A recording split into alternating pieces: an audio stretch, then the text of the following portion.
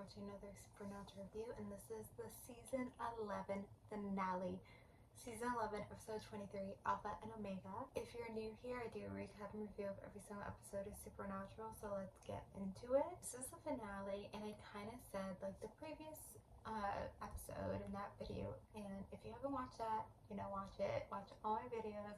No one watches these, but I say it anyway. In that video, I talked about how that kind of felt like a finale. Like, it seemed like all these people were teaming up to fight the darkness, and then I guess in the end they didn't defeat her, so it was like God was kind of dying. So then we lead into this episode, and I guess because they didn't defeat the darkness, like this episode they have to defeat the darkness, something has to happen. So they come up with this idea, which I don't understand why they didn't come up with this idea like the previous episode, like, you would think. But they come up with this idea with all the souls and like trying to kill, like I guess the previous episode they were talking about trapping darkness, and this one they're talking about killing the darkness. So I guess it's two different things, but again, like, I don't know why they couldn't talk about this in the previous episode or come up with this, whatever. So talking about a lot about getting all these souls, and so Sam and Dean were in charge of getting all the ghost souls, and they did a good job with that, whatever. Crowley did not get the demon soul. Cass did not get Cass is back. I guess we didn't talk about that. So Lucifer is officially gone and Cass is back. It is just Cass, which I'm like, what happened to Lucifer? Like, now I'm thinking that. It didn't cross my mind until I'm doing this video now. Like, what happened to Lucifer? Like, did he die? Did he just go away? Like, does he come back? Like, I know he comes back next season, but in a different way. So yeah, I don't know. But anyway, so it's just Cass now. But Cass could not get the angel souls. So they were kind of like, we need more souls. And then Billy comes and saves the day, which is kind of random. But I mean, it does make sense. Like, she would have the most souls. So, but it's kind of like, how did she get involved? Like, it's whatever. But I think they like knew, like, it's an idea. I don't know. Whatever. So they team up, and then Dean is going to be a bomb. And so then Dean is basically going to, do this thing, and like basically he was gonna die, like, doing this thing, and it's kind of crazy. Like, it's always like in the end of, not even just in the end of a finale, especially in the end of a finale, I'm just saying, like, where one brother's trying to sacrifice himself to save the world, or like one brother dies. Like, it's such a supernatural thing, so like, of course it makes sense. Like, Dean's trying to do this thing to save the world, but what I don't understand is Sam not fighting it. And I kind of was critical of how in the previous episode, like, Sam was going to take on the Mark of Cain, and Dean wasn't really fighting it, which, is different. It's not death. It is whatever. Like, they could have figured out maybe some other thing to do with it, whatever. Like, Dean was gonna die. And like, Sam wasn't fighting it. Like, that part upset me. That made me mad that there was like not a fight for it. Like, I would want like Sam at least fighting more for it, and they just kind of let it be. And it's like, we've had the world ending, dying before. Like, why can't we? That didn't feel right. And then in the end,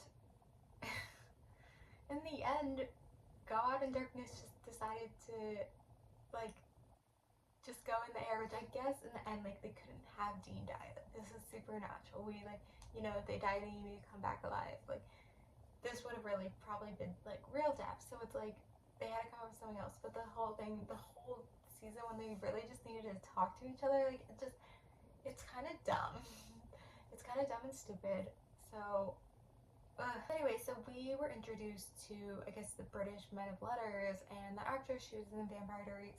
I think she only has a few episodes in the next season, but it's kind of crazy that this is the first time we're hearing about them or seeing them. Like, I'm just so surprised that, obviously there's no real like American Men of Letters, but I'm just so surprised that like they would think of, like, if there's chapters in other countries, like, wouldn't they know about it? Like, it just kind of seems kind of left outfield. Like, it doesn't make sense logistical wise, but it is something new. It's something interesting, and it kind of leaves, like, what happened to Sam. Like, at the end, like, we don't know what happened to Sam. Obviously he's not dead, but like, I mean, I don't want to spoil it, but like, Sam not really gonna die, whatever. So it kind of leaves, something of like what's gonna happen in season 12. Also, something they did is that their mother comes back, and this is like a big thing in the next few seasons. Their mother's coming back, and it really is going to change the show.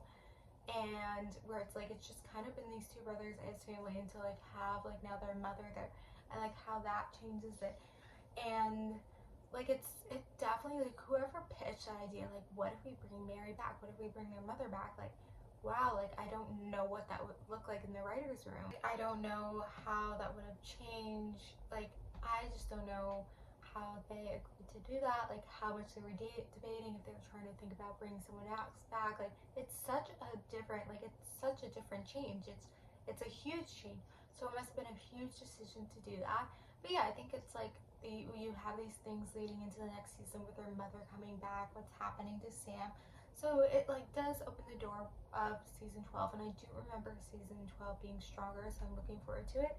So kind of overall season 11, I felt like there was a few good, endearing, strong episodes, but overall as a season, it kind of ran flat. Like a lot of more episodes were serialized, and I just feel like they were not that strong. Nothing really happened.